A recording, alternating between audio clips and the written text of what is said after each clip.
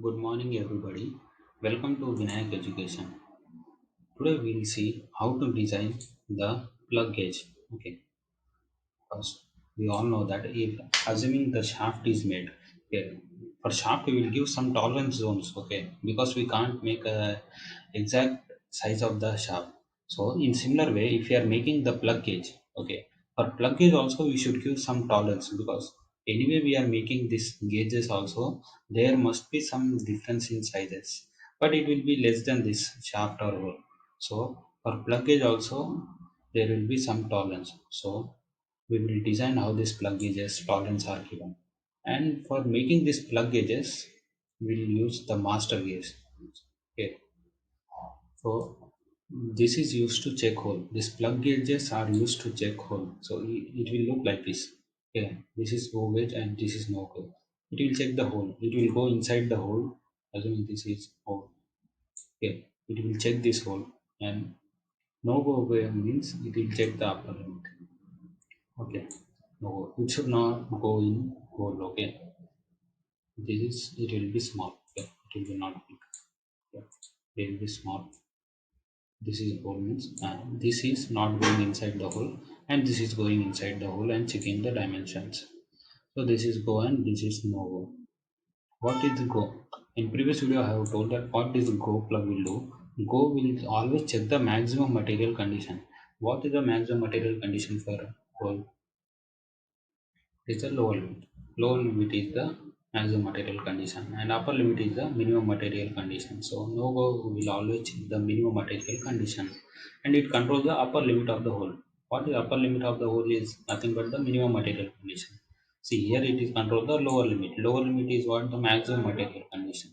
So this is what the go and no go gauge will look like this. Okay. Now we will see how to design this.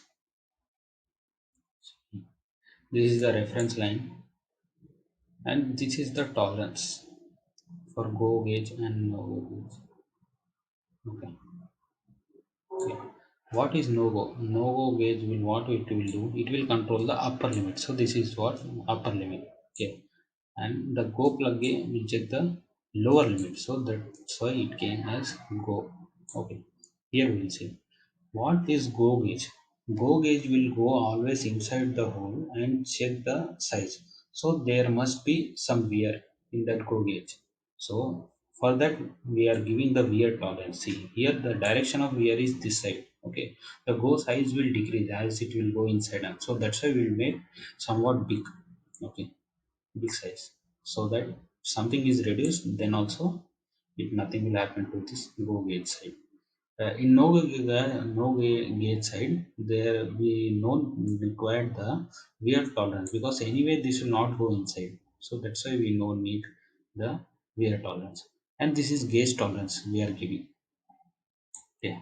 Here, here you can see I have given the gauge tolerance for no go gauge and for a go gauge the gauge tolerance here.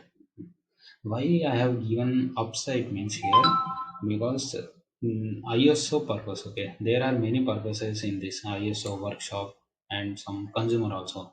So as per ISO purpose it should be given tolerance like this only. So you should remember in question nothing is given means always use the ISO tolerance. This ISO purpose only. Maximum will use this only. Okay, we should remember this diagram, tolerance diagram.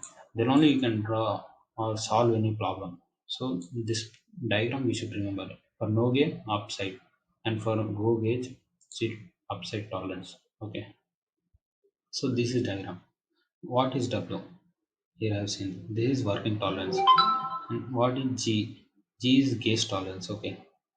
If gauge tolerance or wear tolerance are nothing given, then you can take the gauge tolerance as 1 by 10th of the working tolerance and wear tolerance is 1 by 10th of the gauge tolerance.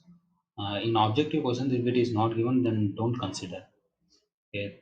In this video, we have seen the how to design the plug gauges. So thanks for watching this video.